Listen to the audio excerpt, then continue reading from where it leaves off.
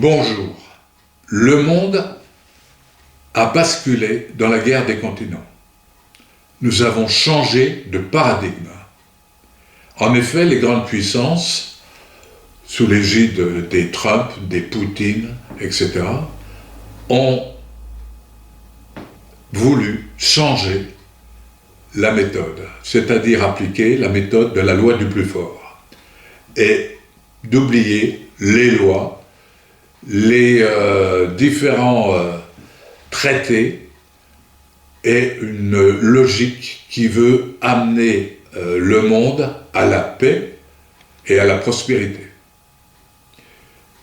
Russie, États-Unis, c'est nouveau, mais c'est bien parti pour durer, la Chine, l'Inde, l'Europe,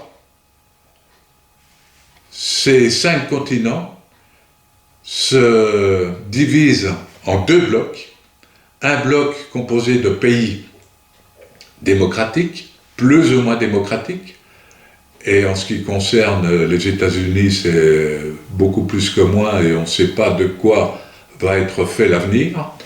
Et puis de l'autre côté, des pays autoritaires, voire plus. Ces gens-là se proposent de mener une guerre pour savoir qui va remporter la palme de l'hégémonie du monde. Mais on ne nous a pas demandé notre avis. On n'a pas demandé l'avis à l'ensemble des électorats du monde, à savoir si les électorats et les peuples veulent la paix ou la guerre, continuer l'aventure humaine ou continuer une aventure qui risque de mal finir, de très mal finir. On a les moyens de tout faire sauter aujourd'hui. Alors, en France, la situation n'est pas meilleure, bien au contraire. La guerre des partis a fait des ravages, et fait encore des ravages. Cette guerre des partis nous use, elle nous enfonce, et il y a longtemps que je cherche une nouvelle formule pour éviter cette guerre des partis. J'y réfléchis longtemps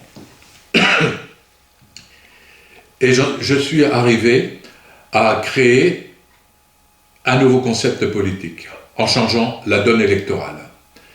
Alors comment arriver à pacifier la France? C'est assez simple à expliquer. Il faut virer les partis politiques, on les écarte, au profit des sensibilités. La différence entre une sensibilité et un parti politique, le parti politique, comme je l'ai expliqué, se bat pour la guerre, pour le pouvoir. Une sensibilité, telle que je la conçois maintenant, va se battre pour unir les Français derrière une solution approuvée par le vote. Alors, pour mettre ça en place, j'ai oublié de vous dire que, évidemment, cette solution, elle est faite pour satisfaire l'intérêt général, c'est-à-dire que les sensibilités vont désormais travailler au profit de l'intérêt général, c'est-à-dire essayer de trouver la meilleure solution pour le pays, et non pas pour leur parti. Ce qui change tout, ça change la donne politique, et ça change l'ambiance politique aussi dans le pays. On peut passer de la guerre à la paix. Et c'est ça que je veux. Au niveau français, au niveau européen, au niveau mondial. Alors je vous disais que j'ai réfléchi et j'ai mis au point une grille de vote dont les performances vont être possibles grâce à l'informatique. Si De Gaulle n'a pas eu recours à cette nouvelle donne électorale, c'est qu'il n'y avait pas d'outils pour le faire. De Gaulle n'aimait pas les partis. Il aurait bien aimé les éviter. Or, à l'époque, c'était impossible de le faire. Aujourd'hui, c'est possible grâce au progrès de l'informatique. Comme quoi l'informatique n'a pas que des inconvénients, bien au contraire, elle a quand même certains avantages indéniables, dont celui-là, et qui est peut-être essentiel, qui va peut-être nous sauver la vie hein, au niveau de la France, au niveau de l'Europe et au niveau du monde. Donc, on va mettre au point une grille de vote qui va se faire, cette mise au point sur un axe vertical sur lequel on va retrouver tous les thèmes de la campagne électorale. Alors des thèmes, il peut y en avoir, suivant la campagne électorale, il peut y en avoir 6, il peut y en avoir 8, il peut y en avoir 10, il peut y en avoir 12.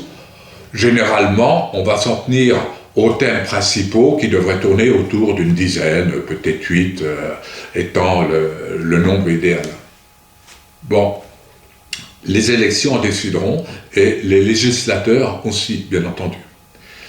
Cet axe-là, donc, va nous installer les thèmes à mettre en place et qui doivent trouver chacun une solution. Eh bien, cette solution, elle va être trouvée et recherchée par les sensibilités qui vont s'aligner là et qui vont nous proposer une solution par thème. La suite, vous la devinez peut-être, c'est que, évidemment, nous allons avoir au premier tour, au soir du premier tour, après avoir voté, un classement général fait par la machine électronique. Et ce classement général va nous révéler un premier, un deuxième, et puis un classement général avec un dernier.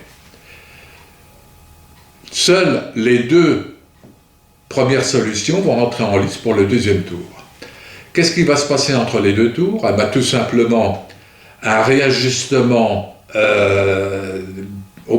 pour les gagnants qui vont permettre à ceux qui n'ont pas réussi à obtenir la première ou la deuxième place à peut-être chercher à améliorer une des deux solutions en amendant ces solutions.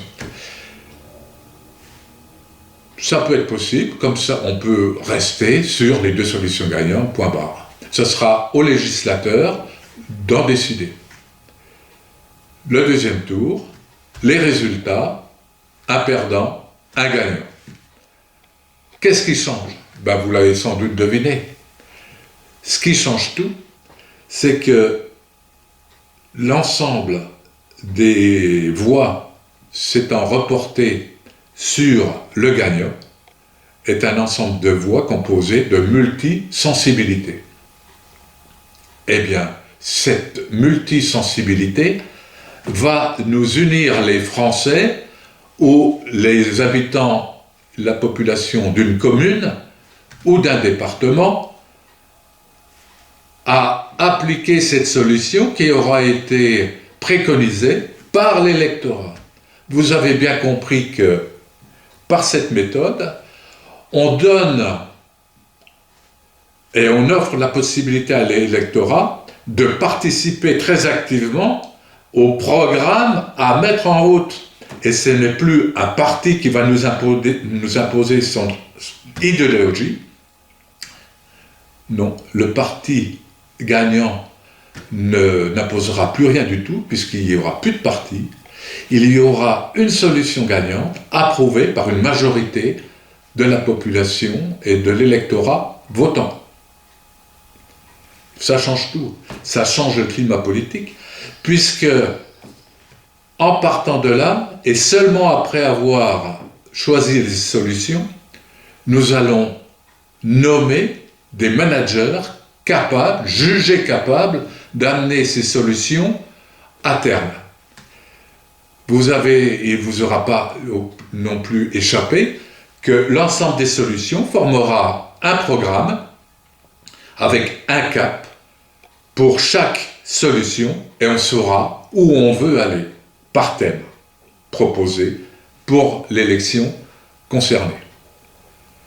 Ce n'est pas une révolution, ce n'est pas une révolution, c'est une évolution nécessaire et indispensable.